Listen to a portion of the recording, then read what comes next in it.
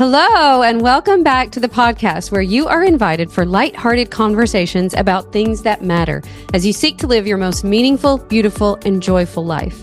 I'm your host, Dr. Edie Wadsworth, and I hope you enjoy your stay here at the House of Joy. Hello. Hi, Emmy. Hi, everyone. Welcome back to House of Joy. Today is very much requested episode from our beloved listeners. Honestly, I feel like this is actually most requested by me. You and your... my roommates. So we're going to talk about... Selfishly, we just come and we're like, okay, this is what you guys need to talk about so that it helps me. I love it. Today is all about holistic health. I'm going to start the podcast by talking about my own natural health journey from being a medical doctor to transitioning to what I like to call myself as the Appalachian medicine woman. Of course. And of course, Em had a front seat to all that when she was a teenager. It's kind of when this was happening for me. So she can share some of her perspective. But I have loved being on a health journey, and I feel like it's one of the most fun things to talk about and, you know, to participate in, trying to figure out, like, I want to be here longer. I want to have a lot of energy. Yeah. I want to be able to do the things that I want to do. And to do that, we got to keep ourselves healthy. This is a new found love that I feel like me and my friends are transitioning into, which is like, okay, now that we've done all the fun things of like what you think you want to do for the rest of your life, then you get into the stage of like, okay, I want to be healthy. I want to feel good. I want to be confident. I want all these things. And you realize that it comes from what you do, what you spend your time doing, what you spend your time eating, what you spend your time, like how you spend your time is who you are. Yes. And so we are always coming over to Mom because you now live out those things every day, which seems so unattainable at my age. I mean, it's not for everybody. For me, it's kind of harder to come naturally. But you start wanting to, change those habits in your life. Yeah. So we come to Mom all the time, and we're like, okay, give us all your advice, all your secrets. How do we need to be eating? What do we need to be doing? So this is basically life hacks from Edie. Yeah, we're going to get into, after we share a little bit just of the personal side, the personal story, 5 principles for living a vibrant, energetic, healthy life. Yes. And I think I think it's good to acknowledge this is kind of a journey for all of us. I'm by far not perfect at this, but it's something that I think we all, if you think of all the goals that you want in your life or all the things that you hope to do with your family, like anything that you think of like that first requires your health. Mm-hmm. And even though I was trained as a medical doctor, I didn't see health the same back then. And I think because in modern medicine, we're often trained toward illness, not wellness. Yeah, you're trained to treat. Yeah. Not necessarily prevent. It's like not meant to sort of keep people healthy, but like, treat the illness. And even then, I feel like I had kind of a skewed view of it. So my own journey into the holistic world came in 2013. This was like a couple of years after our house fire. And I think all the stress of that and habits that weren't great. So you talked about like, this is about what you do every day. I love, there's a quote by Aristotle that basically says, you are what you repeatedly do. Excellence then is not an act, but a habit. And so I just had fallen into a lot of bad habits. And I think this is easy for all of us to do, especially for me. I was under a lot of stress. We, had rebuilt our house, but after something that traumatic, there's a lot of lingering insomnia, anxiety, depression. Like there was a lot of things going on in my own life. And I ended up with a health crash. And because I'd practiced medicine for 10 years, I ended up seeing a physician in my group and was diagnosed with a bunch of things. Like I couldn't believe it. I was sitting there, like my jaw was dropping. I'm like, I have what? Well, you have this background, like you know exactly what all of those things mean. Yeah. Like, okay. Oh, great. I'm like 43 years old and you're telling me that my health is basically a dumpster fire. But one of the things that kind of clicked for me back then is like, I remember thinking like, oh, I know what the journey usually is for a patient diagnosed with all of this, and it's not good. And I knew that my own patients who were diagnosed with all those things, you know, were on a bunch of medications, and it was just like chasing side effect after side effect. So they start out on 5 medications, and then they have to go on something for the side effect of one of them. And I just thought to myself, I am too young to be on like 12 medications. Right. And I just decided to try to find a better way. And I just happened to have met some friends. I was at a blogging conference, and I met all these friends that had just gotten into essential oils. And they were all sitting at the table, and they all had their little, you know, like I have in my purse, their little pouches of oils. Yeah. And they were all passing them around. And the homemade homeschool bag that you bag did on your sewing machine. Yes. And I just remember being so intrigued by it. Like, what is this voodoo magic these people are talking about? But at the same time, it was really intriguing, and to listen to their stories and to hear like all the things that they were experiencing, not just from the oils themselves, but like supplements that they were taking. And I was just completely intrigued. And that was kind of my entryway into like, I want whatever these people have. Like, whatever's helping her sleep, whatever's, you know, helping with the sadness or the stress or whatever. And I kind of took a deep dive into the world of natural health. It's interesting because we were talking about earlier, like it seems from our perspective that you've just always known these things. And obviously at my age, like we have a lot more, we have all of this at our disposal to learn about health, and like we're getting this exposure a lot earlier. But like you were saying, you didn't live this healthy life until you were like this age 10 years ago. Yeah. And the crazy thing is, when I first started hearing all of this, I thought to myself, well, that can't even be true, because if there were something that was that good for your health, I'm a doctor, I would know. This is literally what my training is in. Except turns out not. And I am so grateful to myself for being humble enough to be willing to like listen to people to not and go, think you just know. Like I know it all because I had There's nothing medical more training. to learn. Yeah. And yeah, so I spent the next few years literally reading so many studies, reading so many books. And as I started, you know, using the products, I think last time we talked about Ningxia Red, as I started using those things and replacing things in my home, I started learning about toxin-free living, which I had really never heard of before. And I started replacing things. I just started feeling so much better that I became really motivated to start helping other people. And of course, that's what you guys remember. I would tote you around to all these classes that I would teach. Like, I don't know how many classes you went to. It's so funny because I wish that those were happening, that time was happening right now. Because now I want to know all those things. Like I literally sat through millions of oils classes and didn't really care at all. Because I'm 12 and I don't care about my toxin-free spray or whatever. You know, but now it's like all my roommates, like I feel like I should have this knowledge. I'm like, my mom literally like you have so much more knowledge, I think, than you even realize. You'll spit info out and it's like, what? And you're like, what did you say? That just single-handedly changed my life. And you just glossed right over it. Like you just completely like turned my brain upside down.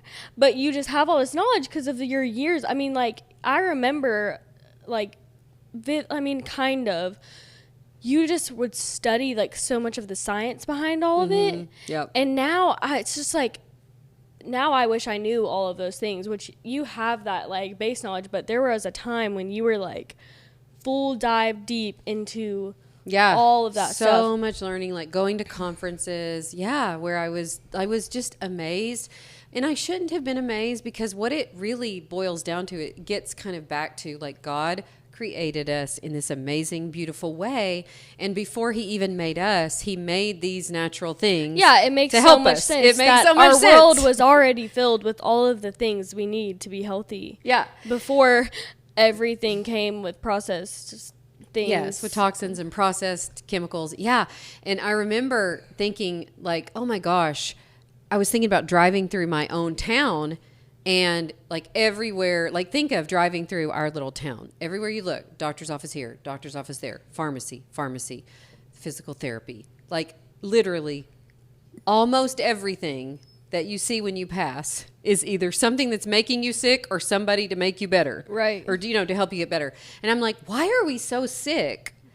It goes back to, we talked about this on another podcast, but it dawned on me during this time that we were buying like vats of Motrin, like giant bottles of Motrin. I'm like, why are we so inflamed? Why are we so dependent on why this are one we so thing? sick that our whole town is basically one medical complex after another? And not in a way that most people are even getting better, but we're just maintaining sickness. It's like putting a Band-Aid on something. Yeah. Like the wound might not actually. Yeah. And I was thinking about like how people lived 100 years ago before they had all of these things. What did they clean their house with? What did they wash their clothes in? What did they, what kind of food did they eat? They ate food that was locally there, or animals they raised, or, whatever. And were they healthier than us? They had a lot less chronic illness than we do. They sometimes didn't live as long because they didn't have some of the things in modern medicine that have helped us, But in general, I think people had a lot less stress and a lot less chronic illness. And it just became so fascinating to me that the industry of healthcare had become what it is, that it really wasn't so much about, I realized how very little I knew about health. Yes, instead of just like the treatment of. Oh, I know these drugs. Yeah. And what these drugs do, but I don't know how to tell you to be healthy. Well, I think, as I said before, like, it is so cool that we're in an age where like people my age are getting exposure to these things that I think in your generation people didn't really know about, or just didn't have the understanding or knowledge to learn. Yeah. We're getting fed these things, especially like on TikTok and stuff. And I think we're kind of all overwhelmed. It's like, okay, I know that what I'm doing is bad. I know that it's food, it's products, it's diet, it's environment, it's all of these things, but it's hard to know realistic ways or places to start. Yeah. And so I feel like this is you kind of compiled a list that is like kind of a category of each things of where to kind of start making those changes that will directly impact your life. Yeah. And one of the things that was happening for me at the time as I was learning all this, it's crazy because as I was doing this and teaching all these classes, a lot of my patients came to me, the patients that I had before when I was practicing medicine. And a lot of those people I had put on certain medications, and now I was teaching them classes to empower them to, build true health and come off their medications and all that. Like, it was just such an interesting turn of events. And I remember one time it dawned on me, I got a call from a nurse at the office where I used to work, and she's sitting in this office with 50 doctors, and she's asking me, hey, do you know of an oil or a supplement that I can use for blah, blah, blah? And I just thought that's so fascinating because you're sitting there with, 50 doctors. You think you're in the pinnacle place of health. Health. But it's been just such a fun journey to learn about it and to learn about all the things that God has given us to help us take better care of ourselves and to give us, true health and wellness. And that, it's really, it's one of those things. It's like, put your mask on before, in an airplane, put your mask on before you help someone else. If you don't take care of yourself, you're not going to be able to take care of the people that you want to take care of. And I'm so thankful that I humbled myself enough to learn about this, because if you look at pictures of me from 2013 to now, it looks like I've aged backwards. It's very crazy. Crazy. And I can tell you that I'm so much healthier. Every single thing about my health is better than it was. And just like the energy. I think that's another thing too. It's like, I'm 23. Why do some days I feel like I don't have the energy to move and to do things? Like, I think I started getting to a scary place where it's like, I have so many years of life left, Lord willing, and I feel drained. And I should not feel that way, especially now. But then you take a look at like what you're doing and the things you're using and the things you're eating and the things that are just were made to seem normal. Yeah. And you're like, okay, I can definitely change some of these things. Yes. And we're going to talk about that today, but it does make me so thankful because I look at, I spend a day a week with the grandbabies, the grandboys, and I'm just so, every time I do that, it makes me so thankful that I can get on the ground and play, that I can move, that I can dance with them, that I can carry them, that I, like go for walks with them. It makes me so thankful. So just the basic things that we take for granted, that if you don't begin to address these things and take care of yourself and build true health, then, I think we're going to regret that if we don't address it. So I came up with kind of 5 things, and these are a little bit in order, but also, it depends on what your goals are, I think. But the first thing that I really think is the most important is really your mindset, your mental and emotional resilience, because the way you think about your health becomes your health in 3 months or 6 months or a year. So if you have said to yourself, and I know lots of my clients who come to me say this, like, it's kind of like what you were just saying a little bit, like, this is not exactly what you said, but you have to be careful the story you tell yourself. Like, I'm never going to get healthy again. I always feel tired. Especially anything you say that has an always in it or a never. I'm never going to get there. I'm never going to be able to. And what happens when you tell yourself stories like that, and you might have lots of evidence for why that story is true, but you have to ask yourself, when I tell myself this about my health, what does that serve me? What does that lead me to going to the gym, to eating better, to prioritizing sleep and rest? Or does that thought feel so depressing that then, I'm going into these bad habits because the thoughts that I'm thinking are perpetuating it. Yeah. And so I think this part is so important. I've been working for several years on the science behind emotions. I've read 30, 40 books on it. It's one of my passion projects because I grew up in a culture where you just ignore your emotion, you hide it, you numb it, you medicate it. You do all kinds of things to not feel your emotions. And what I've realized is when we do that, our bodies will trap those emotions. Our bodies, we might think we move on, but our bodies don't move on. Yep. And if there's not a way to like in a healthy way express those, then those become chronic stress, chronic illness, and all of that. So I was actually just reading a book a couple months ago by Peter Attia called Outlive. And in this book, he talked about all of the pillars of longevity, and he gave all these medical studies about how to live longer. And at the very end of the book, he talked about his emotional health and how for so often he had suppressed anger, and he had and then he had acted out in anger instead of dealing with all his other emotions. And by doing that, he nearly ruined his relationships, and he ended up having to go get some like mental help for that. And it just made me realize that for all of us, we don't escape how important that is, your mental and emotional health, because your mental health will then, the results of those thoughts and beliefs that you have about that's what you'll be living. And then those emotions are what fuel your life. Yep. So a lot of times, even something like energy, so much of your energy level comes from your mindset, just deciding that I'm energized. I have enough. Love life. Yes. And just telling yourself those things, because if over and over, just listen to how you feel if you tell yourself, and I'm really careful about this because it's so easy for all of us to do it. I do it too. Yeah. Oh, I'm so tired. Just saying that makes you feel tired. You're like defeated. You almost say it in a way that like... Yes, you like accept it. You're like, oh yeah, I am so tired. Yeah. And we're going to get to this in a minute, but how you've been able to transform this in a couple of areas of your life. And, I think just be really careful about those messages. Even when you think something, of course you're going to think it. I just often ask myself, is it serving me to give air to that, to give airtime to that? It's not that you never want to say something like that. It's just you want to be careful that it's not just your message on repeat. Well, yeah, it's easier to say that than to do the thing that you're probably avoiding by saying you're tired. Yes.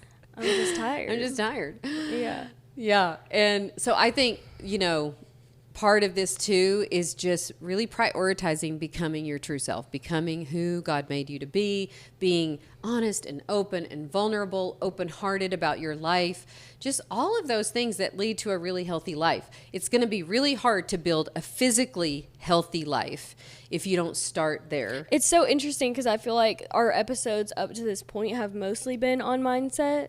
Yeah. And journaling, resting, self-confidence all go into your mindset. Yeah. Which is probably the most and important it's the most part important that like propels you doing the other things. It exactly is. And I think that's the point, because a lot of times if you don't deal with that first, we all have a certain self-image that we live into. And if you keep telling yourself, I'm not healthy, I'm never going to get there, which is what I was telling myself in 2013, those messages over and over, you'll keep living into that. It'll keep being a cycle that you feel like you can't get out of. Right.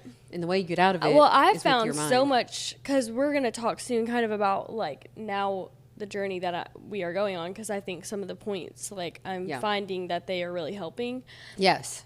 But the mindset stuff has made me just feel so differently. Like it feels like a different attempt, or it feels like a different feeling than the other times that I've done all of these other things.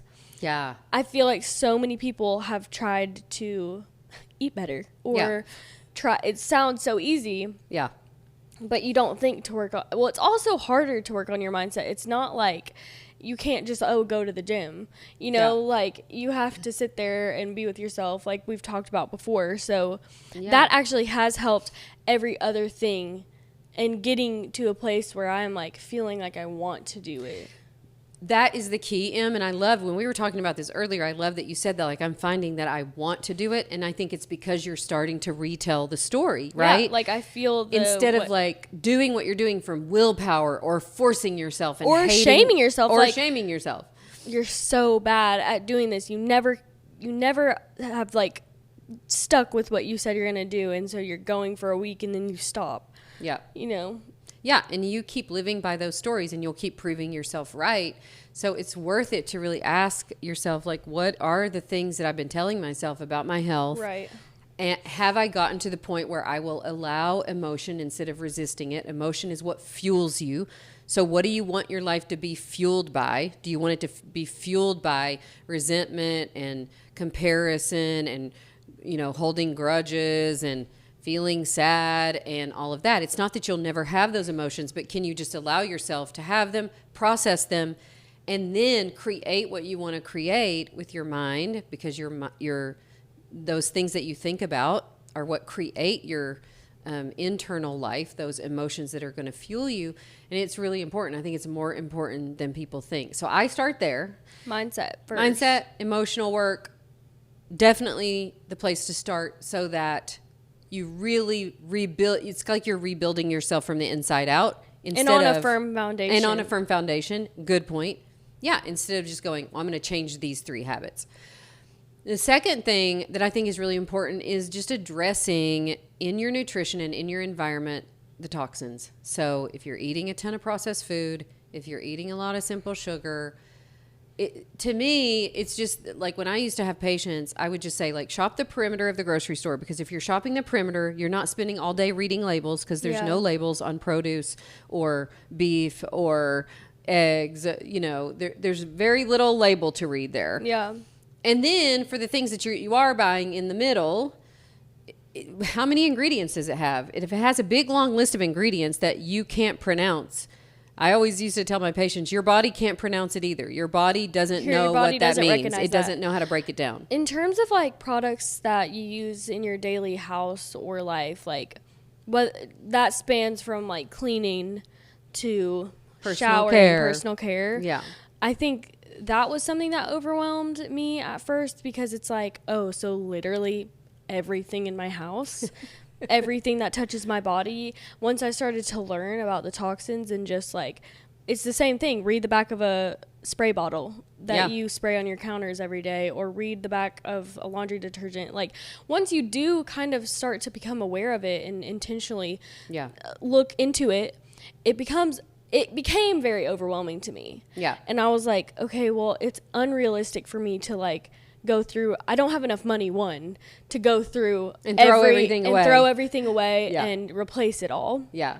So like, in terms of products, like, what would you say is the most, like, the biggest one that you could change that would, like, you know what I'm saying? Well, 100%, first of all, is the food. Okay. Because this is what you're putting Going into your body. Yeah. And so I think the simplest way to do this for your age people, and we talked about this earlier, is just cooking from home. Because if you cook from home, you're gonna get way less processed food than if you didn't anyway. Yep. Even if what you're cooking from home has a lot of carbs or Yeah. has a lot of whatever. Don't even worry about that. I would just prioritize as much as you can eating food that you made, that you know what you put in it. And for the most part, that will, in turn, start creating habits that are, like, healthier. Because when you're Yes. forced to eat at home, you are forced to look at what goes in your food. Yeah. You know, what you're, putting in there. Yeah. And there's some principles with that. Like I've gotten to the point, I was talking to Galen this morning, my CrossFit coach, about it. And I said, do you ever get to the point in your learning journey where you learn and you learn and you learn and you feel like you're the expert, and then you learn a lot more and you feel like, I don't know anything anymore. Mm-hmm. That's kind of where I am right now with nutrition. I feel like You've done it all. You've tried I've done it all. I've tried it all. Where I have landed is that my body is really unique, and I have to learn to listen to my body. Does this food feel good in my body? Do I gain a lot of weight when I eat this way? Do I like how I feel when I eat this way? And so I think it's way more individualized than we might like to think, but I think there are some principles. And one of the things that I'm really passionate about is insulin resistance, because it's so prevalent. And that basically is where we're eating so much processed food, so much sugar, that our insulin spikes up, and then our insulin is high all the time. And when your insulin is high, you can't burn fat. You're always hungry. It makes it 100% impossible to lose weight. And so what I learned how to do is ask myself, is what I'm eating spiking my insulin? I have a question. Yeah. Because this is something we've talked about in my house. Yeah. The difference between, because there's sugar in there's natural sugar Yeah. in a lot of fruits. Yeah. And does that spike your insulin as much? It I know does, it spikes but not it, as but much it comes as, back down, yes, doesn't it? It comes back down faster, and your body can process it faster because it's natural. And so, Whereas processed sugar is going to stay up, probably. and processed sugar also has a lot of fat, and it has forms of those nutrients that your body doesn't recognize, which makes it even worse for you. Yeah. And so for all of those reasons, I have just learned to ask myself, is this spiking my insulin? Is this making me insulin resistant? Because after your insulin is high for so long, your body stops listening to the signal. How do you know, like, is there a physical way to know? The best way to know is your waist circumference. If your waist circumference is larger than your hip circumference, you probably have some insulin resistance. And the best way, again, we're going to talk about some ways when we get to, I think, number 3. There's lots of ways to do it, but I would prioritize first not eating processed food. First step, eating at home, cooking Eating your at meals. home, less processed food, less sugar.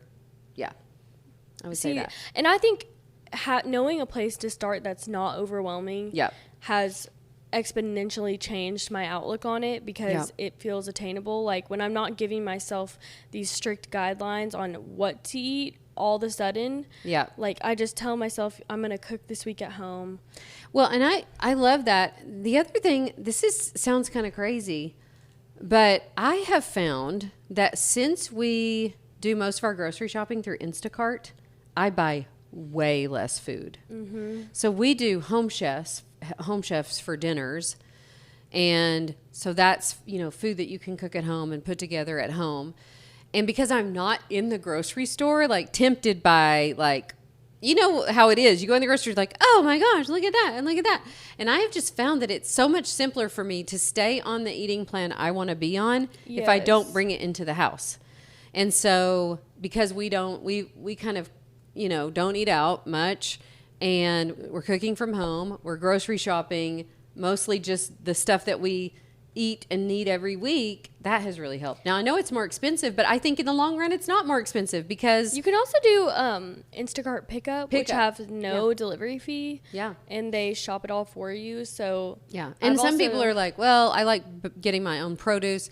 I think that's fine. Do what works for you. But I'm just saying, if you're looking for hacks that have worked for me, that has really helped me. I will say walking around a grocery store for me is just dangerous because I really will go through every aisle. Yeah.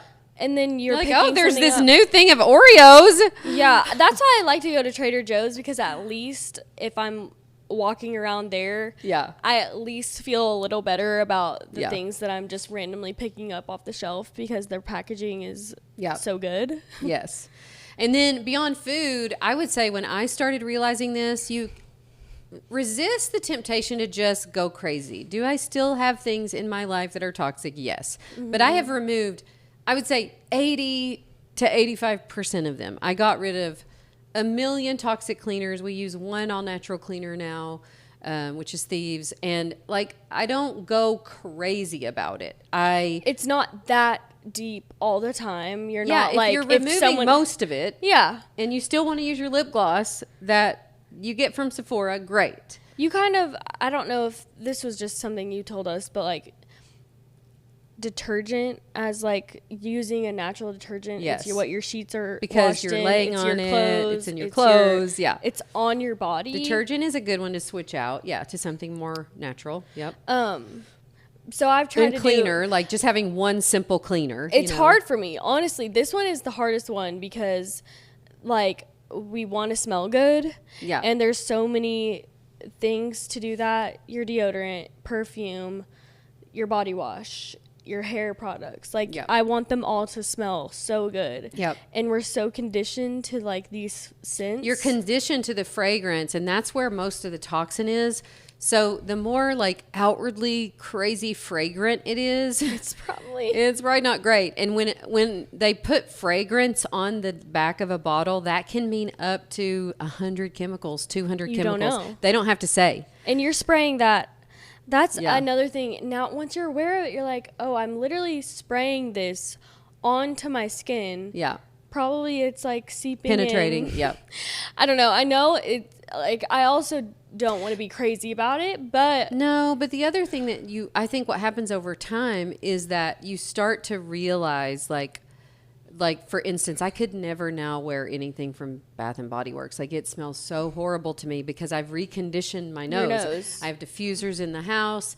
I'm surrounded mostly by natural scents and natural things. So now I'm so sensitive to it. Like, if your clothes are washed in Tide, like, I can't, it's like, oh, now I can really smell it, and it doesn't smell natural to me, so I don't love it. So your nose will adjust. The more you're not using it, the more toxic it probably smells. Like, you can smell the toxins in the air. Wafting off you. Literally. But also just be patient with yourself. It takes time. Yes, you don't have to switch not all going the things at once. Yeah, we're not going for perfection. We're going for make a little progress. And I think, like you said, like, if you're eating non-toxic foods, you're slaying one of the biggest beasts that's probably filling you with the most toxins. Yeah. And then by then you kind of go product by product. Like, if you...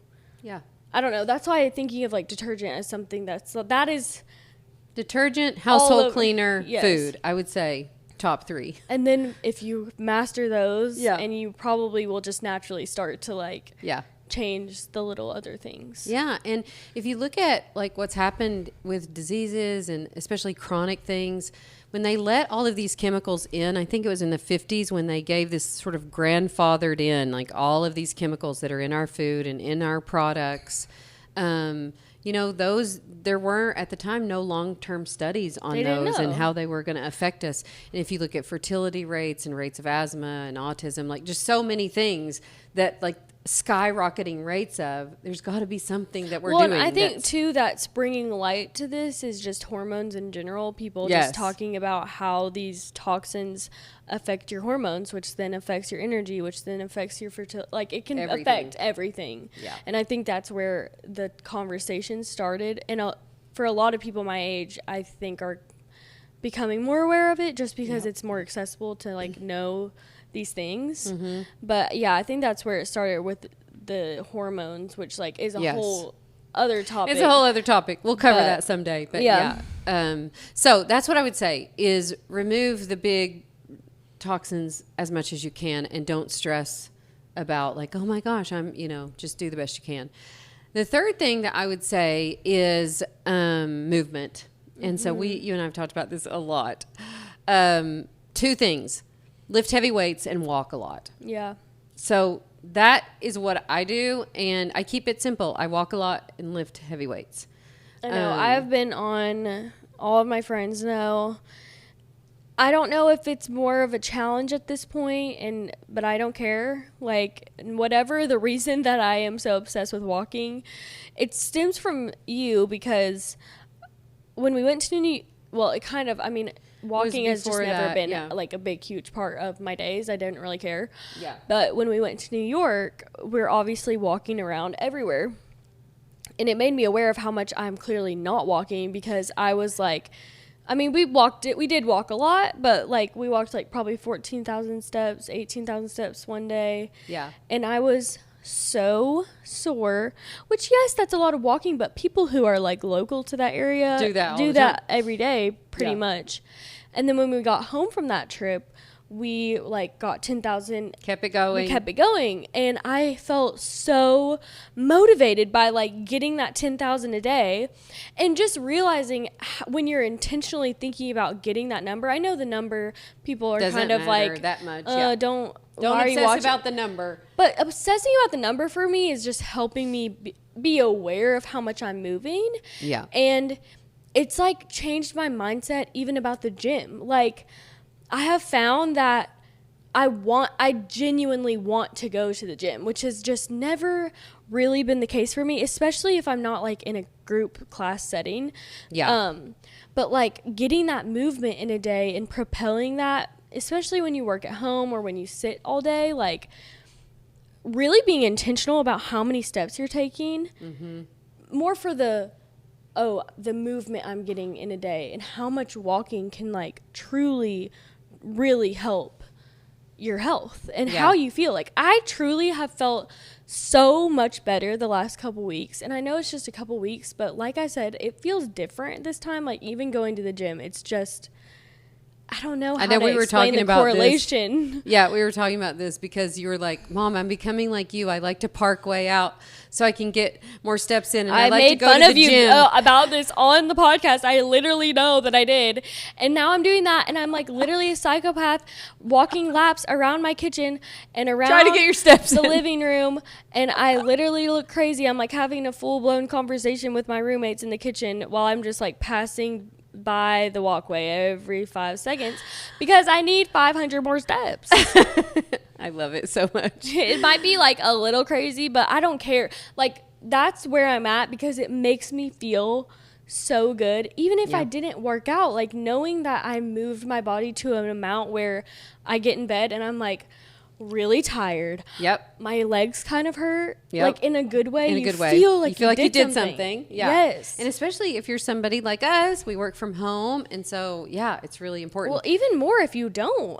I mean, especially if, like, when I was sitting at my job, I wish I would have prioritized these steps way more because I think I would have felt so much better. Yeah. Seriously. I'm sure.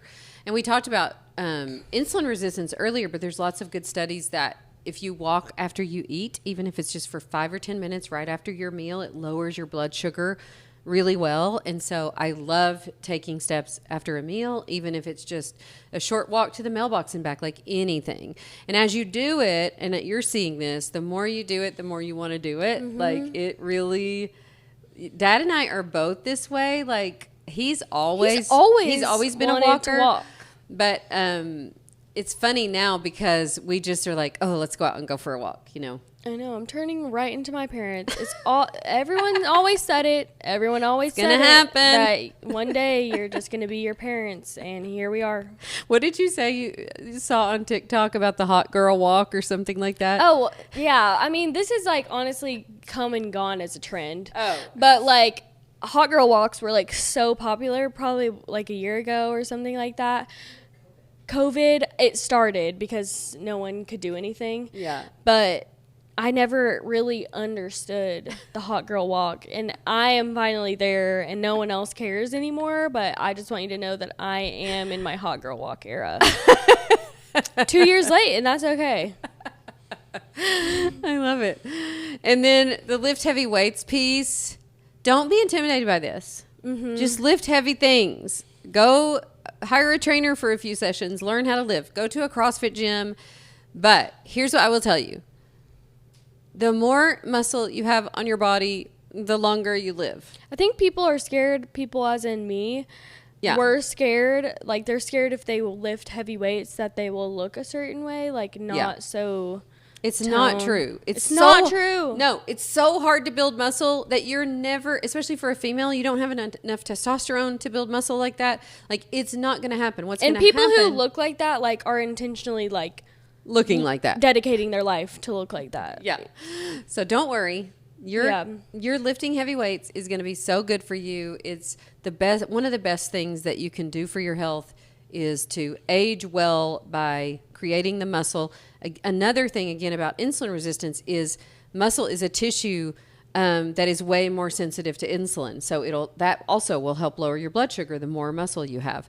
So lift heavy weights and walk. Number 4, I put all of these in kind of the same category, which is recovery, sleep, stress, reduction, like all of those recovery things. And we talked about this on the last podcast, how you're like now obsessed with getting your sleep and going to bed early. Oh, going to bed at 8:30. It's so convenient when you're 23 and none of your friends... I'm like so unavailable. It is helpful, like everyone in our house is also on the same wavelength, so thankful for that. But the if grannies not, we would never see each other. Luckily, we're up at the same time at like 5. That's the only time I see my roommates, because by the time we've eaten dinner, I'm going to bed. going to get my last steps in and going to bed. People. Yeah, you actually, really have turned into your mother. I know, it's so crazy. It is so crazy. But yeah, the rest thing... like sleeping good so that I can wake up early has like seriously changed my life. It's a game changer. Yeah. And you have an Oura ring now, which I'm sure helps you be all the more obsessed with it. Yeah. I mean, I would say like it is a little obsessive when you wake up, right when you wake up, just to see how many hours of sleep you got. But yeah, counting your steps, counting your sleep. I love it. Yes, but I do. Yeah, this one is like just in general prioritizing good sleep. Like I literally bought the same sheets Mom has. Like this episode is exposing me a little too much. I bought the same sheets she has. I bought a new duvet because I'm like obsessed. Yeah, I'll have to tell you about this. And let's tell the podcast friends why we love the duvet. The duvet, I would always just buy one from Target, which is just like a quilt.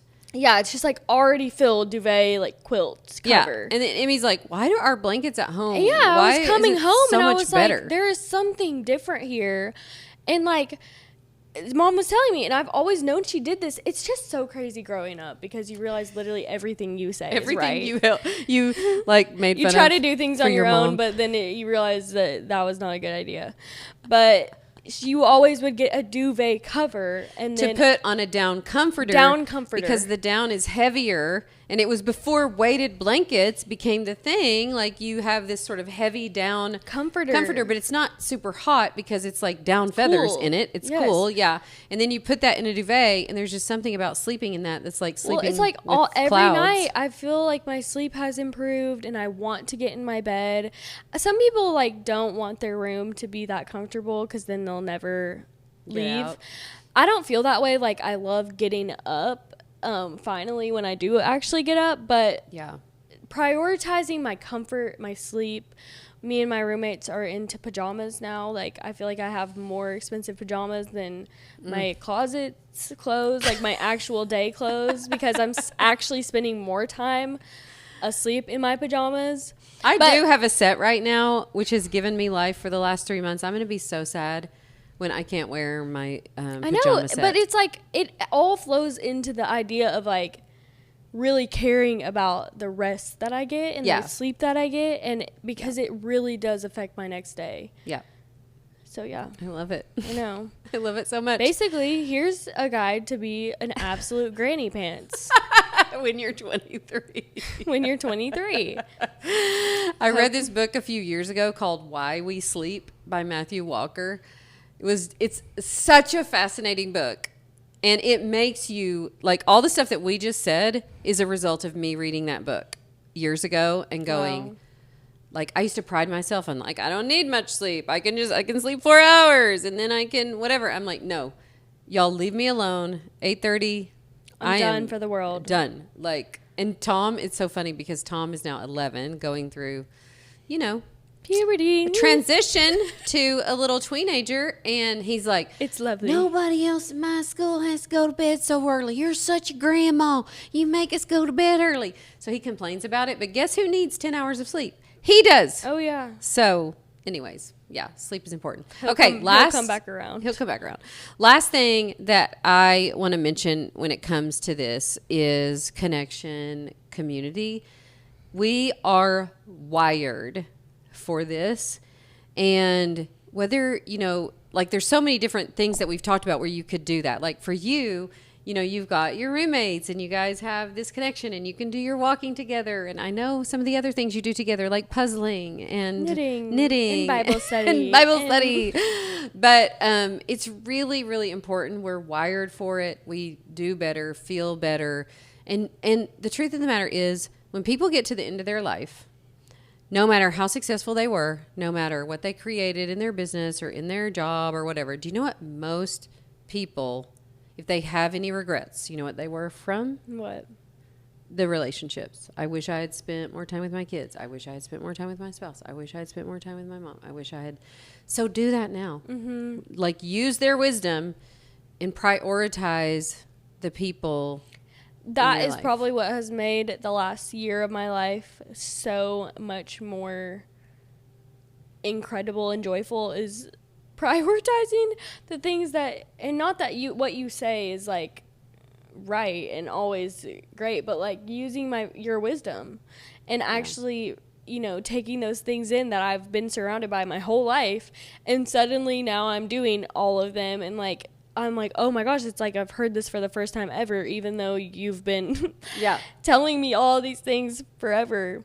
But yeah, that has like, I mean, please do it. It's changed my life. Yeah, so true. And I think, you know, not just the connection, but just the playfulness and the fun that you can have together. I know we do this as a family when we're all together. We really do prioritize having fun together and really connecting with each other. We're getting ready to go on a trip in February to snow ski with the family. And like those things to me are what life's about. Yeah, my roommates, we had one night where we had all kind of talked about we were like losing ourselves for a little bit. Our personalities didn't feel like they were as much as they used to be. And I feel like we've all been trying to prioritize all of these things that we're talking about. But more than anything, like being fun and playful and just like full on belly laughing one night feels so restorative and like amazing the next day. You're like, oh my gosh, I literally needed to do that so bad. Like it really does make you feel so refreshed. So much better. Yeah. So that's what I brought to the discussion. So this has been fun to chat about. I thought it was a great discussion. I'm so glad for your practical ways to, you know, if people are on their crazy train like we are, These things it kind of like gives you this sort of, I look at these things that I do. I go to the gym every day. I walk every day. I prioritize food. I prioritize sleep. I prioritize connecting and, you know, giving my gifts and service to people. And I think it gives you like this beautiful playground to figure out your own, to live and figure out your own way of doing things. Yes. Like when you have a place to start, you start to research your own. You start to figure out your own way of doing it, but having a true place to start and start questioning or start learning about things is, you know, a good thing. So good. All right, let's do our 3. Okay. I don't even know if I have 3. I don't even know. You start. Let me read what I have. Your cards. There. Oh, what do you mean by cards? This is 3 things we're loving, by the way, if you're new to the podcast. This is just a silly, funny one. But I'm a card hoarder real bad. Tell I us have more. every card I've ever been given for my whole life in my room. And the other day I was going through all of my cards, and because it's like at some point it's like a little bit excessive. Like, you don't need that birthday card from when you were 13, you know, like you don't need that anymore. And like, do I have a problem that I like literally can't throw it away? But anyway, I was going through my cards the other day and I called mom and I was like, literally, I have somehow missed, like, there's $250 in this card. And Woohoo! for some reason, I know, I felt like I won the lottery. And for some reason, Cold hard cash too, cold right? hard cash. It was incredible. But this is just your reminder to go through your cards. Because you never know what could be in there, and it's okay to be a card hoarder. Yep. You're gonna be okay. So good. Then must have gotten some shoes you love. Oh, can I show the camera? Oh, I love those. These are You Adidas. told me about those in New York. Do you like them? I love them. They're Adidas Gazelles. You've seen them. If you're my age, you've seen them. The platform. This Tennis is not. shoes. Yeah. This is not an original thought, but I'm really glad I bought them, and I'm loving them. I wear them all the time. It looks so cute with your gingham shirt. I love it. I know, I'm seriously turning into mom. I put this shirt on and I was like, okay, something's got to give here. I may need to borrow that shirt. Your third one was walking, so tell us about your walking journey. My walking journey, you heard about it, but it's all the time. It's around my bedroom. It's on the treadmill. The treadmill is the worst place to do it because it feels like it's never ending and you can't move. And when you're walking laps, at least like there's a change in scenery. But now, are you listening to podcast, book? What do you do while you walk? All a mixture of both. Probably mostly podcasts. Sometimes I call people. Okay, I do like to do some chatting. I've been trying to replace sitting and scrolling on my phone. So if I'm going to do that, I've been trying to do it when I'm walking. So at least, like, I am still moving, because my natural tendency is to when I'm like sitting on and I get stuck scrolling. So I've at least been trying to. But then you feel silly. Like, I heard that someone, I think it was the Skinny Confidential, she was talking about, like, if I'm going to scroll on TikTok, it's when I'm, like, walking. Yeah. But then, like, you're like, I'm literally walking and scrolling TikTok when there's this world around me. And then you feel even more like, okay. Yeah, but I feel like, especially with, like, if you're going to do a podcast or a book, to me, you still get to enjoy all of that. No, I think I prefer, like, a podcast, a book. Yeah, audiobooks. Call your mom, call your grandma. Like, it is perfect time where you are, like, you know, you have the mental space. So yes. Those are my favorite things. That's what you're loving. Well, what I'm loving are all related to health, and all coming on the fact that I had a little bump in with a really nasty head cold last week. Oh, you did. And here's how I got through it, you guys. We made some raw juice. I love, love, love raw juice. I have a juicer. Mm-hmm. So we did spinach. I usually use... we used green apples this time. I usually use apples mostly as the fruit, but we also put some oranges in it, tangerines. Okay. So it was, and carrots and celery and ginger. Okay. So think of all of these. Perfect. Going into a juice. It's slightly sweet. It's got a bite to it. Delicious to it's me. Unbelievable. It's got a bite to it because of the ginger. I never measure anything. We just put it all in there, whatever I've got, at home. But I made my raw juice. And then I put, because I was trying to get over this wicked sinus thing, I used Alkalime, which is one of my favorite products from Young Living, which is kind of like an old school Alka-Seltzer, but it just helps for everything. If you're feeling bad, if your stomach's upset, like, it is one of those things that I never travel without. And so and I've never done it quite this way, but I put a packet of Alkalime in my raw juice, and then some minerals, because minerals are just so, so good for you. And if you're not on a mineral kick, they usually taste bad, but you need to get on it. They're so good for you. Read up on it. But I put my minerals, my Alkalime, and a little turmeric into my juice. And I had juice 1 or 2 times a day for like 3 or 4 or 5 days. I got better. relatively quickly, and Okay. I just loved it. It's such a, it was. Can you just, do this all in a blender? Like if someone doesn't have a juicer? If you don't have a juicer, it wouldn't quite be the same effect in a blender. It's going to be more like a smoothie if you do it that way. Yeah. Maybe we all need juicers, but yeah. I feel like those are so hard to clean. I know. I'm actually looking into a new one because the one I have is about 10 years old. I've used it a million times, and it is hard to clean. And I'll let you know if I find one that I like Maybe that better. will be a favorite thing when And that we might do a whole episode of favorite things. Right. All right, you guys. Well, thank you so much for tuning in today. We love you so much. Thank you for when you leave reviews, when you share the podcast with a friend, young or old. Yes, please share. Let us know what you liked about the episodes. Let us know how your week was. Let us know all the things. We love hearing from you guys, especially on Instagram. That's me over there. And I love answering all of your DMs and your comments. So yeah, we love you guys Go see so Emmy much. over on the House of Joy Instagram. Thank you so much for listening in, and we will see you next time. See Bye for ya. now. Bye.